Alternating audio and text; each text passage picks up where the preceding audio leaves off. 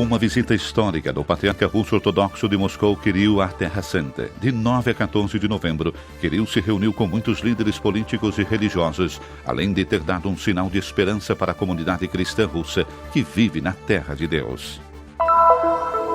Acompanhados pela irmã Helena da Missão Eclesiástica Russa, fomos descobrir quem são os fiéis à Igreja Mãe de Moscou que vivem na Terra Santa.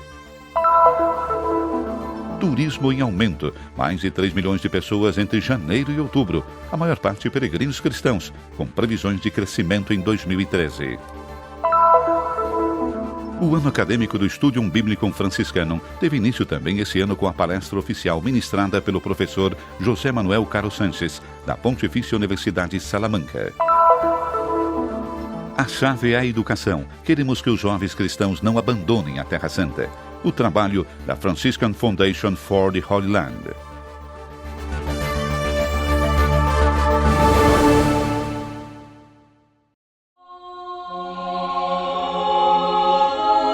A custódia da Terra Santa segue com apreensão a evolução da situação na faixa de Gaza, fruto de um conflito complexo que há muito tempo não consegue encontrar soluções adequadas. E se une a oração das demais igrejas de Jerusalém pelas vítimas dessa escalada de violência que, mais uma vez, está sangrando a Terra Santa.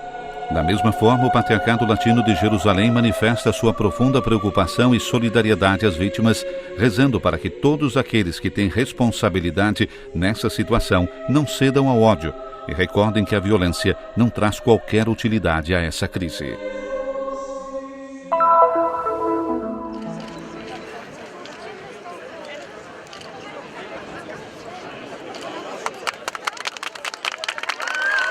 Alguns dizem que, por importância, essa visita fica atrás somente da peregrinação de Bento XVI em 2009. Kirill, patriarca de Moscou, começou na porta de Jaffa, uma entrada da Jerusalém Velha, a viagem à Terra Santa. De 9 a 14 de novembro, um programa repleto de compromissos ouviu também em Belém, onde se encontrou com vários líderes políticos e religiosos. O momento esperado por muitos, impossível quantificar com precisão, cristãos russos ortodoxos da Terra de Deus.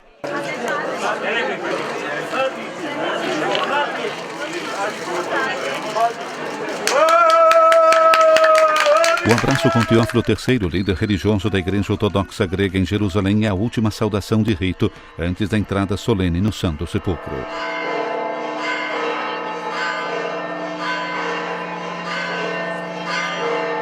O roteiro do patriarca segue a tradição de todas as entradas solenes e, por primeiro, presta homenagem à Pedra da Unção.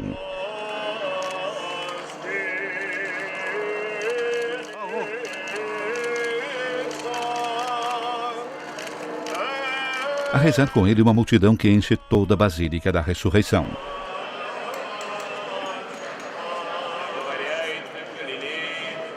Diante do túmulo do Redentor se expressa toda a devoção ortodoxa. As orações cantadas preenchem a atmosfera do sepulcro e, depois de alguns minutos, a delegação russa e os monges ortodoxos ocupam os lugares reservados sob o Catolicon, a catedral própria dos ortodoxos. Teófilo III, em seu discurso de boas-vindas, agradeceu ao patriarca russo por sua visita. A essas belas palavras fizeram eco o discurso de Kirill no início de uma visita, que é muito mais do que uma peregrinação. Com todas as dificuldades políticas e religiosas da comunidade ortodoxa, inclusive a questão da conta de água do sepulcro, a presença do patriarca de Moscou é um sinal de esperança.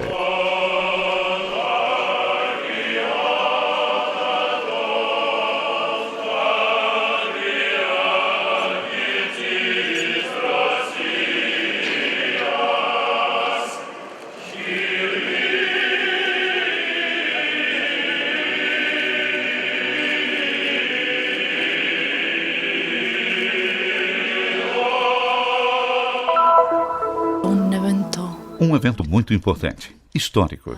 Um evento histórico é a primeira volta que viene. A Helena Koppel, uma religiosa ortodoxa russa que vive há vários anos na Terra Santa, pedimos um pensamento sobre a visita do seu patriarca.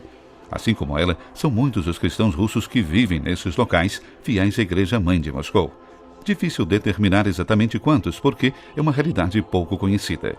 A grande migração para Israel a partir da ex-União Soviética começou no final dos anos 80, após a queda do muro. muitos judeus, mas também cristãos. Oficialmente são 23 mil, cerca de 400 mil as pessoas que não se declaram e que todavia é difícil se inscrever no escritório de registro dos crentes em Cristo. Ci sono cristiani che non vogliono forse dichiarare. Há cristãos que não querem talvez se declarar oficialmente nos mosteiros e as autoridades de Israel. Le autorità israeliane. Non tutti vengono in chiesa ogni sabato mattina, ma ci sono. Nem todos vão à igreja cada sábado de manhã, mas, por exemplo, há uma comunidade muito animada em Jaffa, realmente uma comunidade viva. Eles têm também escolas para crianças, jovens e um curso de educação para adultos. Anche scuole per i bambini, per i giovani, hanno anche un corso educativo per gli adulti. Para lidar com essa situação delicada, ao longo dos anos, a Igreja Ortodoxa Russa iniciou uma campanha de reevangelização na defesa da identidade cristã originária dos imigrantes. Para esses fins e outros, existe já, desde meados de 800, a Missão Eclesiástica Russa. A Jerusalém judaica hospeda esse antigo edifício precisamente no início do Russian Compound, o antigo bairro dos imigrantes da ex-União Soviética. Ao lado da bela Igreja da Santíssima Trindade, esse complexo administrativo cuida, a 360 graus, da presença cristã russa na Terra Santa. In 1847, con il decreto dell'imperatore Nicolai. Em 1847, com um decreto do imperador Nicolai, foi fundada a Missão Eclesiástica Russa, cuja finalidade era ser a representante da Igreja Ortodoxa Russa junto à Igreja de Jerusalém e cuidar dos peregrinos. E depois de ter uma presença da Igreja Ortodoxa para rezar nos lugares santos. E poi avere una presenza qui della Chiesa Ortodossa per pregare presso i luoghi santi. Na missão trabalha uma pequena comunidade de religiosas liderada pelo sacerdote prior. O seu trabalho é de preservar a riqueza espiritual e patrimônio cultural da Igreja Russa na Terra Santa. A grande influência da espiritualidade bizantina na Igreja Russa alimentou uma forte ligação com a Cidade Santa, tanto assim que no século XVII, Pedro o Grande queria transferir o túmulo de Cristo a Moscou. E a contribuição demográfica certamente modificou ao longo dos anos o Estado de Israel. Com seus jornais, o seu partido e até mesmo suas televisões, é a maior etnia da Terra Santa. Essendo nati lì, hanno portato in Israele la sua cultura, hanno portato il modo di vivere. Tendo nascido ali, trouxeram a Israel a sua cultura, trouxeram a maneira de viver, o modo de viver na igreja. Eles querem rezar na língua que costumavam rezar ali. Aqui podem ouvir as pregações, vir e falar com o sacerdote, com o pároco. Podem receber ajuda pastoral, que é muito importante. Além do mais, os nossos sacerdotes têm a oportunidade de visitar prisões, hospitais, se os cristãos pedem ajuda. Que é muito importante. Poi i nostri preti, i padri hanno la possibilità di visitare i carceri, la visita di visitare gli ospedali se i cristiani di là chiedono aiuto.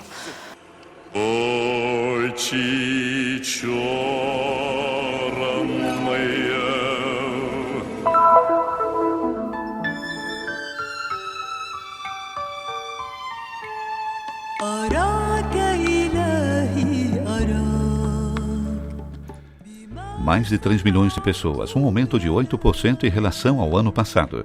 Um novo recorde de visitantes em Israel, como anunciado pelo Ministério do Turismo, com base em números coletados pelo Escritório Central de Estatística.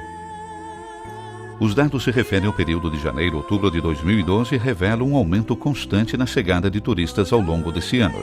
Somente no mês de outubro, 391 mil pessoas, cerca de 13% a mais em relação ao mesmo período de 2011. Pretendemos alcançar nosso objetivo, 5 milhões de turistas em um ano, até 2015, disse o ministro israelense. Números que em grande parte são garantidos pela chegada de peregrinos cristãos, como testemunham muitos operadores turísticos locais.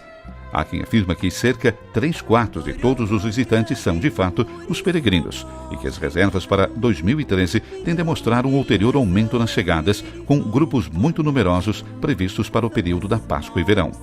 Itália e Polônia especialmente, mas também Espanha, Alemanha, Estados Unidos, Panamá e Indonésia, os países de proveniência dos peregrinos, que no ano da fé desejam viajar aos lugares mais santos para o cristianismo e não se deixam deter pela crise econômica, escolhendo propostas com preços reduzidos, mas optando por partir assim mesmo.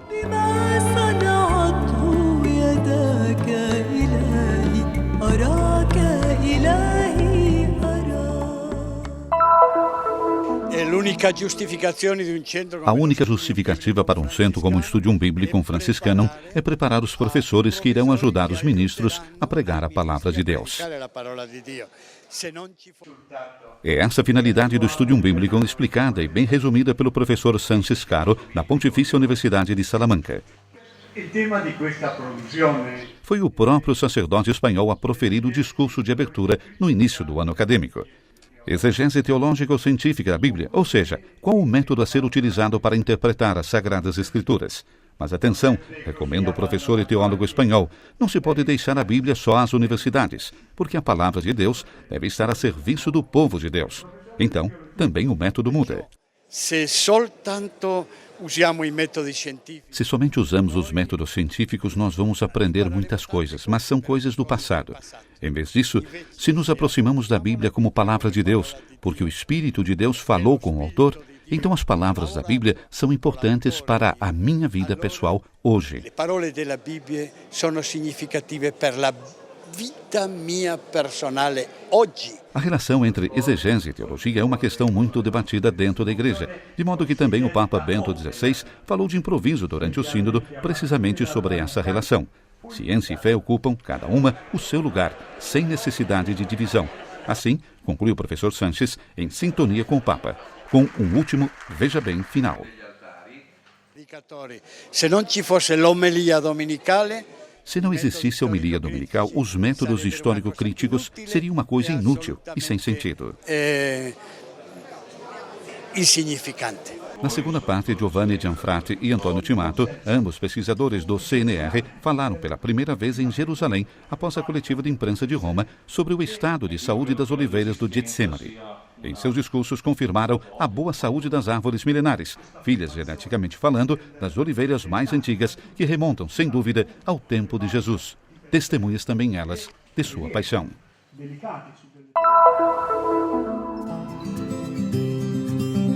Centralizar a atenção sobre a educação e sobre o trabalho para que os cristãos não deixem a Terra Santa. É o desafio ao qual está respondendo há anos e com sucesso a Franciscan Foundation for the Holy Land.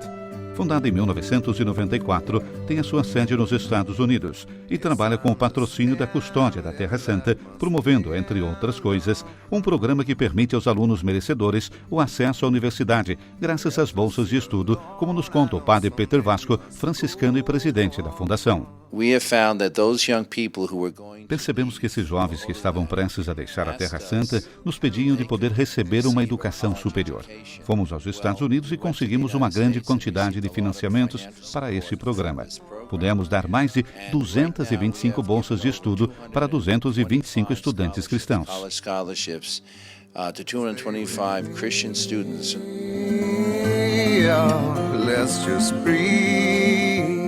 A comunidade cristã da Terra Santa é cada vez mais uma minoria, menos de 2% da população total de Israel e Palestina. Nos anos 50, o percentual era de 25% e hoje estima-se que a cada ano cerca de 500 famílias deixam esses lugares em busca de melhores condições.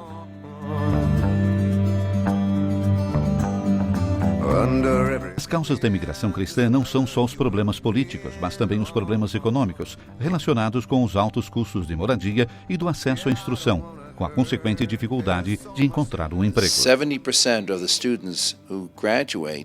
de 70% dos estudantes que se formaram agora são advogados, farmacêuticos, dentistas, empresários, arquitetos, professores. E foi um programa muito bem sucedido. Esses jovens que estavam prestes a ir embora, agora estão ficando. Se eu não tivesse conseguido essa bolsa de estudo, eu não estaria na faculdade agora. Porque meu pai está desempregado, minha mãe é professora de jardim de infância, então não há dinheiro suficiente para pagar a faculdade. Eu quero ajudar as pessoas, ser uma pessoa adulta, não só fisicamente, mas também mentalmente. Not just physically, but mentally also. O trabalho de captação de recursos da Fundação é, portanto, direcionado para programas de educação, não só o ensino superior, mas também assistência às famílias em dificuldades em lidar com os custos da educação primária e secundária de seus filhos, e apoio os jovens que escolhem uma formação profissional ou musical. The key is education. A chave é a educação, se queremos manter os nossos jovens cristãos na Terra Santa. E realmente funciona. Quando me encontrei com o Santo Padre há 3 anos, ele apontou que a possibilidade de obter uma educação era realmente uma das chaves para se chegar a esta solução, fazer em modo de que os cristãos não vão embora. E foi uma espécie de confirmação do que temos feito ao longo dos últimos 14 anos. Eu comecei a olhar para a minha vida, comecei a entender para onde eu estava indo. Eu tracei o meu caminho e agora eu estou seguindo. É como quando você joga um pedaço de madeira a alguém que está no meio do mar e está se afogando. Lhe dá esperança. You give him hope.